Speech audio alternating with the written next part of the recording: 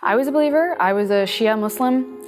It's a little bit different than Sunni Islam, which is the Islam I think a lot of people are familiar with. Shia is a little bit different. It's the kind they practice in Iran.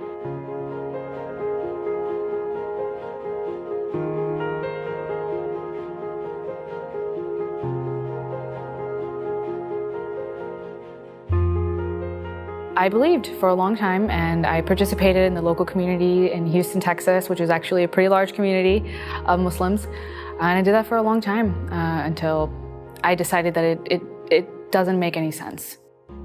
Philosophy made a big dent, thinking about just morality and how do we get certain concepts and how do we determine right from wrong.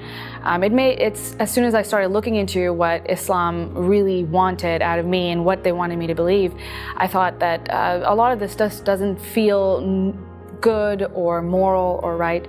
So that was, I think, the first thing that I started thinking about before I left. Islam is a gendered religion in the sense that if you are a Muslim woman and you're a Muslim man, you're going to practice Islam very differently. Those mean very different things to you. What it means to be a good person is two very different things because those roles are set out for you pretty early. That was something that fundamentally didn't feel right to me at my core, especially since I grew up in the West. So I could see that there were people who lived a more egalitarian life, and that felt on a very deep level more fair, more correct. And so then when I started to look into that, especially the role of women in Islam, I found it to be something that was quite harmful to a lot of women and allowed for a lot of oppressions to go on. Well, it's interesting because I believe that too. When I was a Muslim, I was told that Islam liberated women, that it was the best religion for women, and when Muhammad came, he gave women rights that they never had before. And I believed that, I bought that, and I thought that by making me cover up or encouraging me to cover up, they were protecting me from the evils of the world, and that's because I was special. I was something, that's how they phrase it anyway, that you are particularly special, and that's why you are covered up, like a diamond, they say. So I actually felt that Islam was good for me until I really started looking into the specifics of it. I started looking into what a woman's worth is. For example, there's a lot of specific parts of Islam that dedicate, 2 witnesses that are female for every 1 male in court. Sharia law tells you how inheritance with men and women is different, and it doesn't really make any sense why a daughter would get less inheritance than a son. And so when you look at it through that perspective, it's very clear that it's not an egalitarian religion. I'm an atheist, and I'm a humanist, I'm a free thinker. I call myself all those things. I think they mean different things to me, and I ascribe those labels to myself.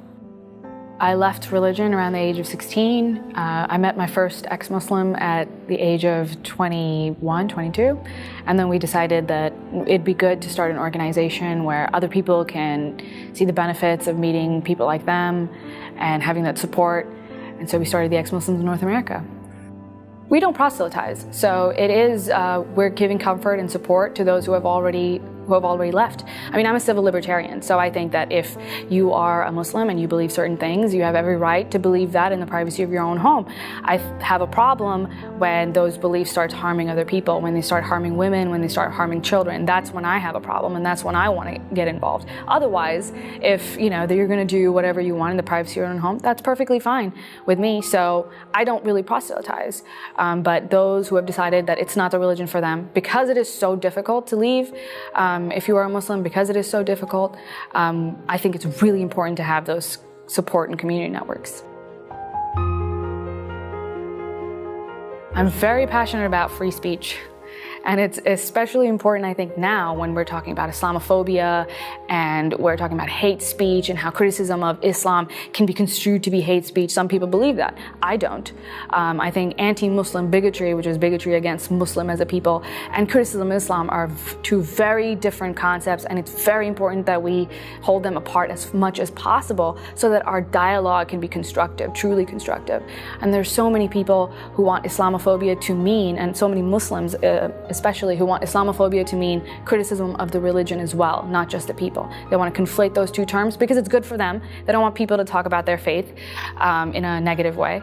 And I think that's just such a harmful way of continuing. So I want to encourage people not to use terms like that and openly criticize all bad ideas. I know when I thought to myself, I think I'm an atheist.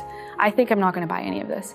It felt like a weight was just lifted off my shoulders, and the world felt like a bigger and more beautiful place immediately. I mean, it was shocking, and it was kind of scary because now there was this chaos that didn't exist when my world was ordered in the way that Allah wanted it to be.